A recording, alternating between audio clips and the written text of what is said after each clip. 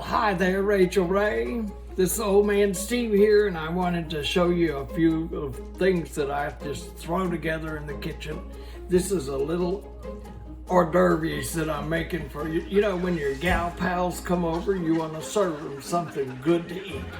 And I've already put the cream cheese on the crackers, and we're gonna add some peach preserves, and I've got some blueberry jam.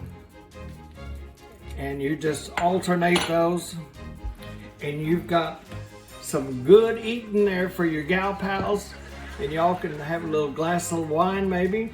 Very simple, doesn't cost a lot of money. But I hope besides spreading the cream cheese, I spread a little happiness. I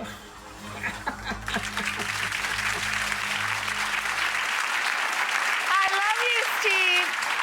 And you don't look too old to me. You want to have a glass of wine together, you come see me. I love those hors d'oeuvres.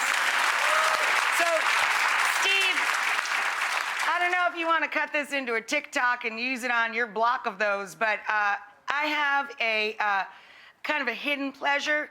I like to take 30 seconds to melt pepper jack cheese on Triscuits and bring it on out and top it with mild or hot jalapeno rings.